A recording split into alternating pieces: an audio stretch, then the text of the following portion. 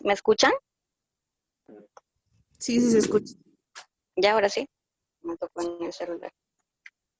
Nos disculpamos por el problema del audio, Qué pero vamos a pena. continuar.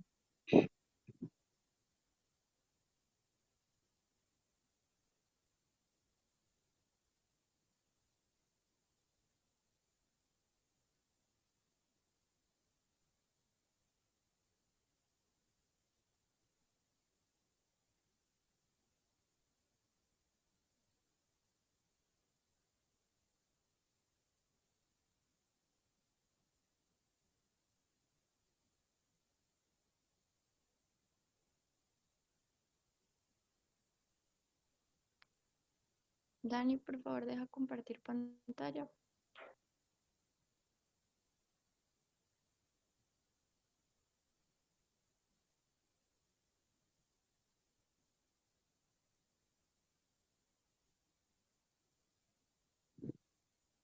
Anterior. Bueno. Bueno, en cuanto a las contribuciones fetales del parto, el feto puede transmitir señales a través de agentes sanguíneos que actúan sobre la placenta o a través de la secreción en el líquido amniótico como tal. Últimamente se ha aumentado la evidencia de esta señalización fetal y en 2017 Mendelssohn nos menciona que es muy intrigante imaginar que el feto maduro puede proporcionar la señal para iniciar como tal el parto. Siguiente, Mateo. Bueno, en cuanto al estiramiento uterino, eh, sabemos que el crecimiento fetal es un componente muy importante para la activación uterina en la fase 2 del parto como tal. Eh, para la activación uterina se requiere como tal el estiramiento para inducir las CAP específicas como tal.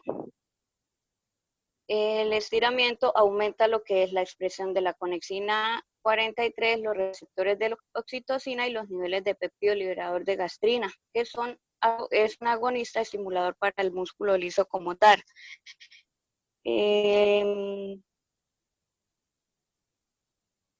Bueno, después se dice que hay pistas clínicas como tal en el que se dice que el estiramiento se ha observado que en los embarazos múltiples son mucho más riesgosos en el trabajo de parto prematuro que los simples. Y también que el trabajo de parto prematuro es más común en embarazos complicados por hidroapnios. Se están estudiando las causas como tal de los casos de los partos prematuros, considerando pues el papel del estiramiento uterino como tal en esto. En cuanto a la mecanotransducción, se puede incluir la activación de los receptores de superficie celular o canales iónicos y la transmisión de señales a través de la matriz extracelular o liberando moléculas autocrinas que actúan sobre el miómetro como tal. Siguiente. Se ha demostrado en varias especies la capacidad que tiene el feto como tal para proporcionar las señales endocrinas para iniciar el parto, pero pues en los humanos está regulada de una forma muy diferente. Ya dicho esto, en nosotros los humanos se considera muy crítico para el parto normal lo que es el eje hipotalámico hipofisiario adrenal placentario, el cual se considera que la activación prematura de este eje provoca muchos casos de trabajo de parto prematuro y se cree que los productos con esteroides de la glándula suprarrenal fetal tienen efectos sobre la placenta como tal y sobre las membranas, transformando el miometrio de inactivo a contráctil en sí.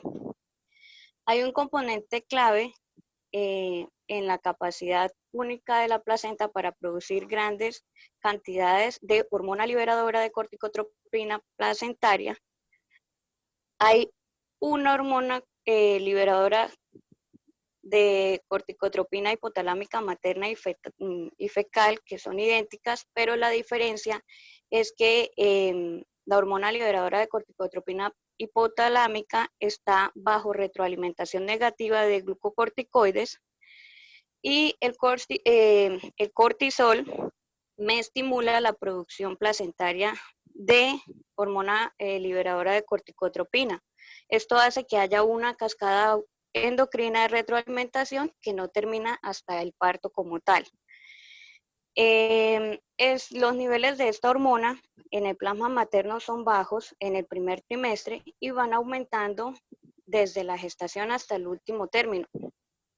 En las últimas de 12 semanas como tal, aumenta de una forma exponencial que alcanza un punto máximo durante el parto y cae de una o precipitadamente después del parto. En el líquido amniótico aumenta similarmente al final del embarazo.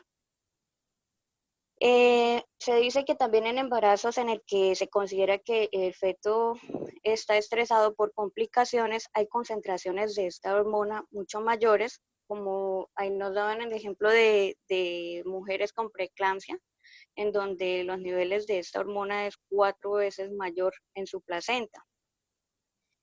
Y la hormona liberadora de corticotropina placentaria mejora la producción de cortisol fetal para proporcionar pues la retroalimentación positiva para que la placenta me produzca más hormona liberadora de corticotropina. Siguiente. Bueno, ahora les hablaré acerca del factor surfactante hormonal fetal y activador de plaquetas. Entonces, la proteína surfactante A está producida por el pulmón y es necesaria para la maduración pulmonar. Se expresa en el amnios humano y la decidua y está presente en el líquido amniótico y estimula las vías de señalización de las células del miometrio. Y falta esclarecer todavía los mecanismos exactos mediante los cuales se activa la contractilidad miometrial. Entre estos se tiene la teoría de que puede haber efectos sobre las prostaglandinas en las que se inhibe de manera selectiva la prostaglandina F2 alfa en la decidua término.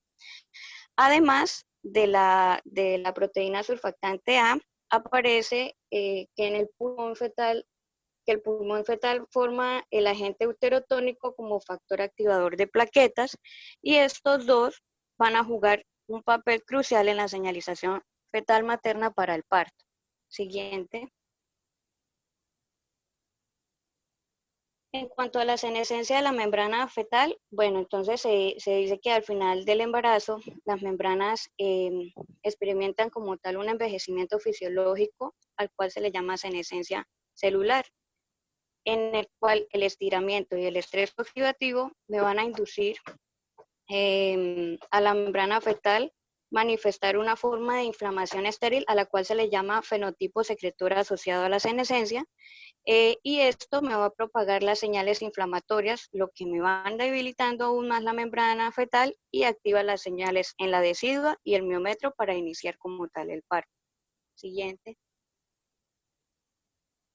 En cuanto a anomalías fetales y parto diferido, bueno, pues se habla de que algunas pruebas muestran que los embarazos con producción disminuida de estrógenos pueden asociarse a una gestación prolongada y que esta gestación prolongada va a generar pues anomalías fetales como tal. Estas incluyeron mujeres con deficiencia de sulfatasa placentaria hereditaria y la anencefalia fetal con hipoplasia suprarrenal. La asociación de la anencefalia y la gestación prolongada la atribuyen a la función anómala fetal hipoficiaria suprarrenal del feto como tal, y estos embarazos se asocian con un retraso en el parto y sugieren que las glándulas suprarrenales fetales son muy importantes para el inicio como tal del parto. Siguiente.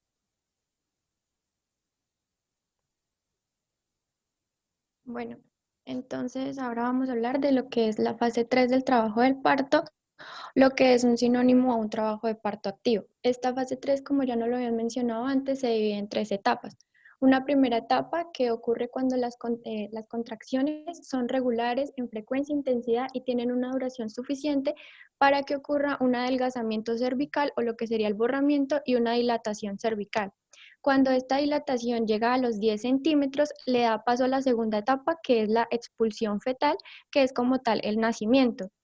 Posteriormente se da la tercera etapa que ocurre inmediatamente después a la expulsión, que sería la separación y expulsión de la placenta. Siguiente, por favor.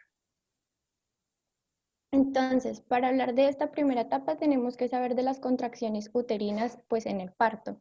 El inicio puede ser repentino o a través de un show sangriento. Este show sangriento es la liberación del moco cervical o el tapón acompañado de un poco de sangre. En cuanto al dolor que ocurre en estas contracciones uterinas, entonces tenemos 4 teorías, que sea a través de la hipoxia miometrial o las compresiones de ganglios nerviosos que se dan en el cuello uterino y en el útero inferior porque los haces musculares se encuentran interconectados y contraídos. La tercera es que sea por el estiramiento cervical de la dilatación y la última por un estiramiento del peritoneo. En cuanto a la duración de estas contracciones, pues en la primera etapa van a tener una diferencia de entre unos 10 minutos y ya cuando se está llegando a la segunda etapa, estas van a ser de cada minuto. En cuanto a la duración, puede ser de un promedio de 60 segundos, pero también puede estar entre los 30 a los 90 segundos. Siguiente, por favor. Siguiente. Entonces, para hablar de estas contracciones también debemos dividir el útero en 2 segmentos, uno superior y uno inferior. ¿Por qué? Porque estos no trabajan de manera sincrónica. Entonces, el segmento uterino superior va a estar firme y va a estar activo en las contracciones, mientras que el segmento uterino inferior se encuentra distendido y muy pasivo en las contracciones. Siguiente. Esto lo que nos quiere hacer es, como les está mostrando la imagen, es que este segmento uterino superior, después de cada contracción, no se va a relajar, sino que se va a ir engrosando y esto se va a hacer que se mantenga en contacto directo y va a cortar el espacio para ayudarle a la expulsión fetal. Al mismo tiempo, entonces, la zona inferior se tiene que ir estirando y adelgazando, que va a hacer que el feto pueda descender con mucha mayor facilidad, como lo estamos viendo en las imágenes superiores. También esto hace que cada contracción inicie donde dejó la anterior y pues no tenga que hacerse mayor esfuerzo. Asimismo, estamos viendo que se forma, donde está la parte del RR, es un anillo de retracción fisiológica que ocurre porque es la zona de división entre la que está activo y lo que está pasivo. Si esto se adelgaza mucho más de lo que debería adelgazarse, pues entonces vamos a tener un anillo de retracción patológico. Siguiente. Entonces, como les venía diciendo, a través de estas contracciones, pues también deben haber cambios en el útero. Entonces, tras cada contracción, el útero debe volverse de una forma ovoide, reduciendo el diámetro horizontal, y esto hace que haya una mayor presión en el eje fetal longitudinal para que pueda haber la extensión en el momento del parto y también para que enderece la columna vertebral. Este alargamiento del útero es de aproximadamente de 5 a 10 centímetros. Estas fibras musculares se van a tensar en la parte superior y en su parte inferior se deben estirar. Siguiente. Los cambios cervicales que deben estar, entonces va a ser el borramiento, que es la obliteración o absorción del cuello uterino, que va a pasar de una longitud de casi 3 centímetros hasta un orificio circular con bordes casi delgados o como de papel, y la dilatación, que es la apertura del cuello cervical, que va a llegar hasta unos 10 centímetros, como se puede observar en la imagen inferior. Siguiente. Entonces, pues esta es una imagen donde estamos viendo la dilatación y el borramiento en una multípara y en una primigravia. Entonces podemos observar en la zona del A que antes del parto el cuello uterino en una primigravia pues está mucho más engrosado y se encuentra totalmente cerrado, mientras que en la multípara tiene un poquito de apertura y es mucho más pequeño. Al pasar el parto en la B y en la C, pues podemos observar cómo la multípara dilata mucho más rápido y el borramiento ocurre pues también igual rápido. Y en la primigravia se demora mucho más en hacer tanto el borramiento como la dilatación. Siguiente. Además de estas fuerzas que tenemos que está haciendo el útero con cada contracción, pues también hay unas fuerzas que están ejerciendo las membranas fetales dentro, que las van a ejercer hacia las paredes y en busca de salida. Esta salida pues va a ser por el canal, por el cuello del útero, y lo que hacen es que van a crear una presión que ayude a ese adelgazamiento, a ese borramiento y dilatación, y se puede crear una bolsa de aguas como estamos observando en la parte C. Siguiente.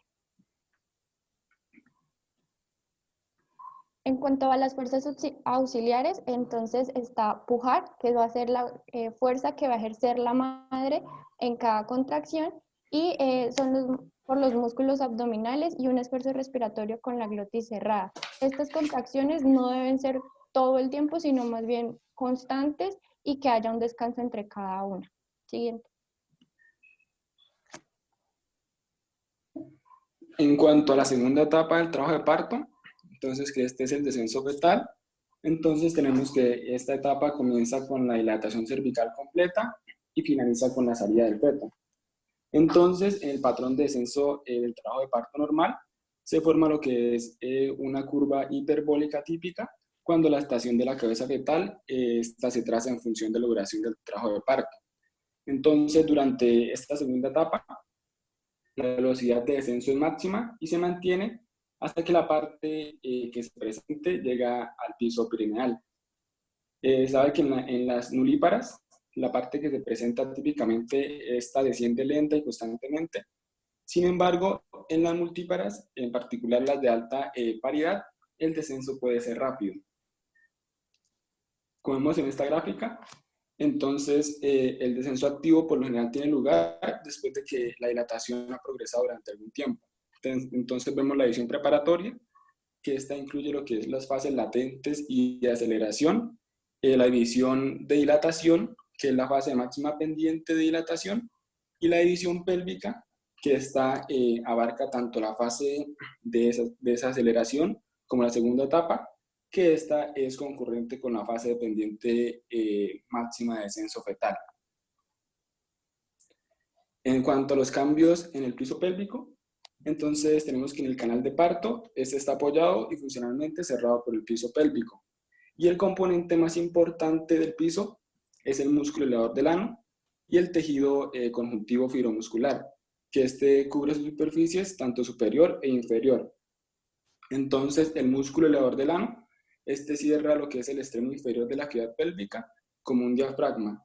Y las porciones posteriores y laterales del piso pélvico, que estas no están atravesadas por el músculo elevador del ano, están ocupadas por los músculos piriforme y coccígeo.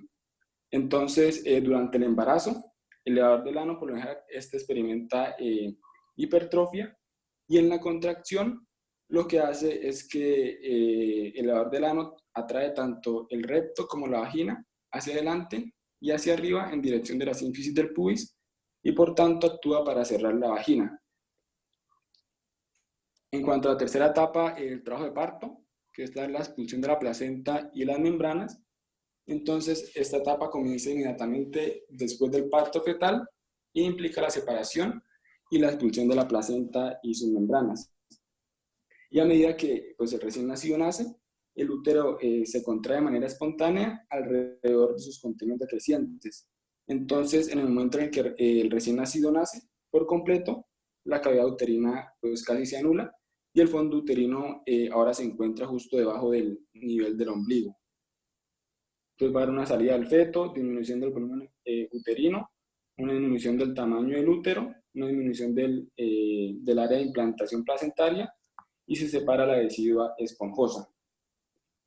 Entonces, en la disminución del tamaño del sitio placentario, después del nacimiento del recién nacido, entonces esta disminución repentina en el tamaño uterino está inevitablemente pues, acompañada de una reducción en el área del sitio de implantación placentaria, como vemos en la figura.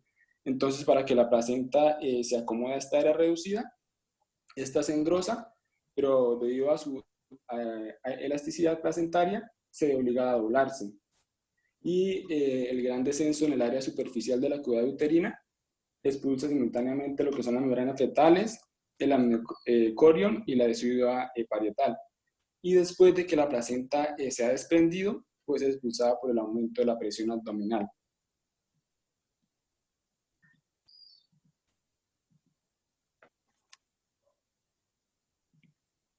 Buenos días, continuamos entonces con la estimulación uterina en la fase 3. La fase 3 del parto, como sabemos, es sinónimo de contracciones uterinas que van a dar lugar a la dilatación progresiva y pues al nacimiento. El incremento de la producción de uteronina aparecería después de la suspensión de la fase 1 y cuando se ponen en marcha los procesos de la fase 2. Las uteroninas que pueden inducir el trabajo de parto van a incluir lo que es la oxitocina, las prostaglandinas, la serotonina, la histamina, el factor activador de plaquetas, la angiotensina 2 y muchas otras como ya anteriormente les han nombrado mis compañeros. Se ha demostrado que todas estimulan la contracción del músculo liso mediante el acoplamiento con las proteínas G. Siguiente, por favor. Entonces, cuando el feto ha alcanzado más o menos la semana 39 o alrededor de la 40, ya está maduro, el hipotálamo del feto ya está en condiciones de producir lo que es la hormona liberadora de adrenocorticotropina o también llamada corticoliberina. Y por ende, pues la hipófisis anterior va a producir corticotropina, que se va a ir a la corteza suprarrenal del mismo feto para que produzca el cortisol y la dihidropiandrosterona. Aquí lo podemos ver, se pueden fijar en la imagen, en la parte izquierda dice feto y en la parte derecha la madre. Entonces vamos a ver cómo es la dinámica entre los dos. El papel más importante lo cumple el cortisol, que va a tener la finalidad a nivel placentario de estimular lo que es la síntesis de oxitocina. Entonces, la oxitocina no solo se produce en la hipófisis posterior, sino que también se produce a nivel de la placenta. En este caso, pues, la producción placentaria tiene terminal sobre los receptores de oxitocina que hay a nivel del miometrio y allí es donde estimula las secreciones uterinas. Otros componentes que van a producir, que se van a producir gracias a ese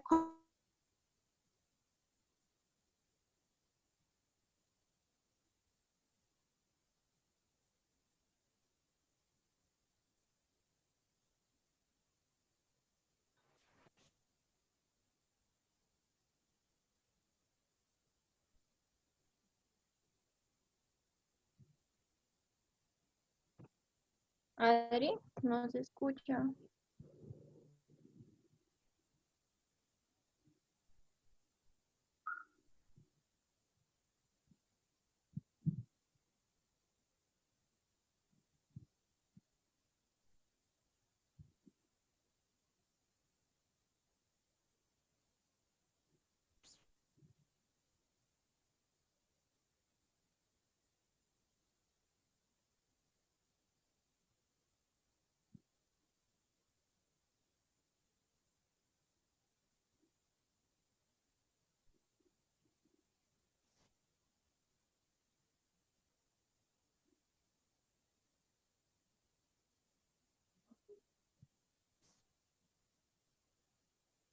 Doctor y compañeros, qué pena, nos disculpan un momento que la compañera está teniendo unos problemas.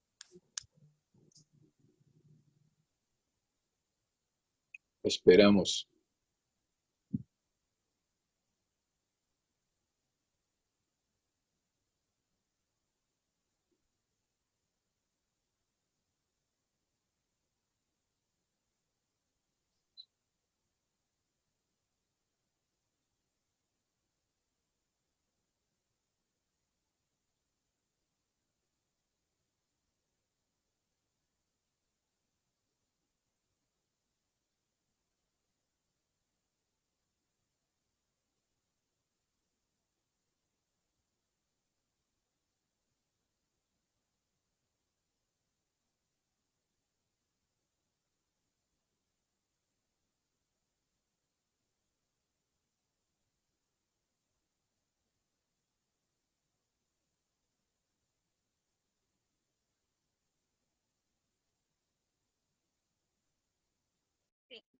Sí, sí, se escucha. Bueno, les venía diciendo que las prostaglandina E2 actúa esencialmente en el receptor EP1 y va a aumentar la cascada de las GQ, activando el fosfatidilinositol, y actúan a través de la movilización del calcio, como segundo mensajero, induciendo la contracción del músculo liso. La prostaglandina F2-alfa acoplada a proteína GQ actúan en el receptor FP. Es importante que tengamos en cuenta estos dos receptores y estas dos prostaglandinas porque ellas van a ser protagonistas en todo este proceso. Entonces, el receptor FP es un receptor diferente, pero la cascada intracelular es la misma, de manera que esto aumenta las contracciones uterinas y se inicia la labor de parto. Al inicio, estas contracciones son muy fuertes, no son ni muy fuertes ni muy seguidas, pero conforme todo este mecanismo se va acentuando, se ve reforzado por el mecanismo de la oxitocina hipoficiaria. Las contracciones se vuelven cada vez más intensas y va a haber un círculo de retroalimentación positiva, como ya mi compañera Marlene lo había dicho. Además, el cortisol induce en la placenta la producción de la hormona liberadora de corticotropina, de manera que haga una retroalimentación de tipo positivo cuando vaya al feto y va a hacer que la hipófisis anterior del feto nos produzca más corticotropina, más cortisol y pues por lo tanto más de lo mismo, más oxitocina y más prostaglandinas. Entonces, este mecanismo se va a ver complementado por la distensión de las paredes uterinas por el tamaño del bebé. Las contracciones en el embarazo gemelar inician antes, pues el útero ya está distendido lo suficiente. Entonces, esa va a ser como una alerta, la distensión del útero también para que se dé el proceso del parto.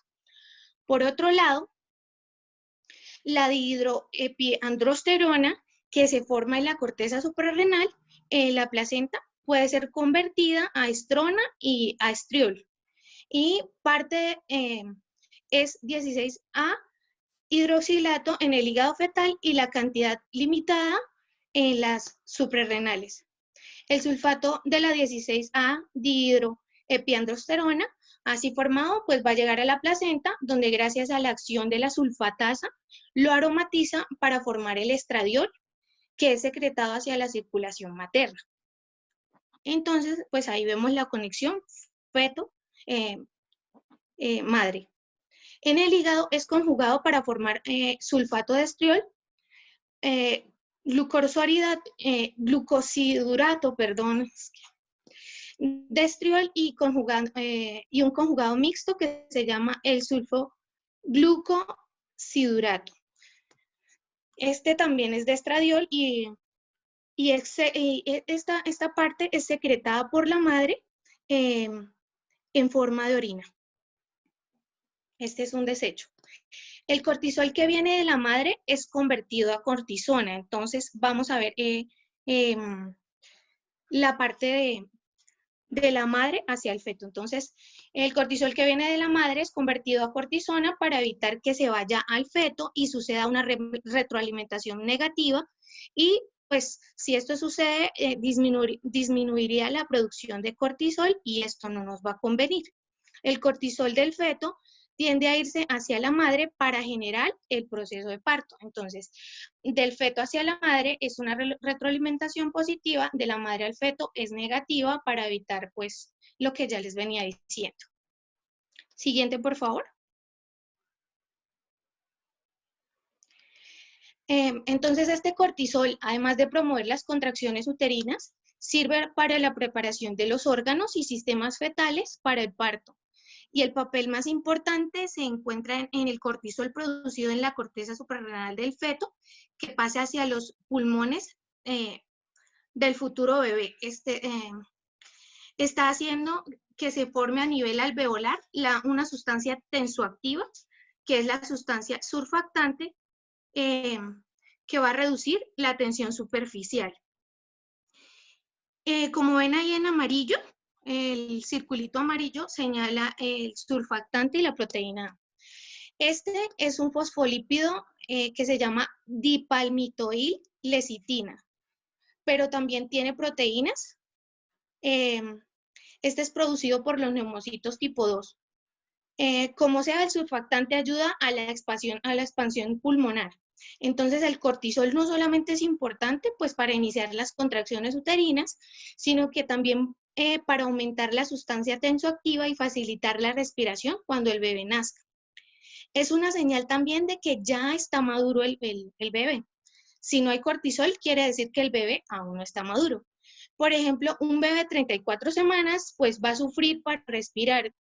Tienen que ponerle oxígeno y sus alvéolos pues van a tender a colapsarse y pueden sufrir un síndrome que se llama síndrome de membrana hialina. Así en la parte inferior de la imagen estamos viendo un pedacito de las membranas. Ahí está el amnios y el corion. La decidua, entonces, es un endometrio modificado. En teoría, no es de origen fetal, sino materno. O sea, este es el mismo endometrio modificado y al final está el miometrio, el músculo uterino. Entonces, la prostaglandina E2, también como lo había nombrado antes, la F2 alfa, se forman en el amnios, en el corion y pues van a difundir. No necesita la sangre porque estas se mueven por el líquido intersticial y llegan hasta el miometrio y lo contraen. Entonces tiene un efecto paracrino, porque son formadas en membranas pues contiguas al músculo uterino. Siguiente, por favor. Entonces acá encontramos dos gráficos que nos hacen ver la labor de parto versus cuando no está activa la labor de parto.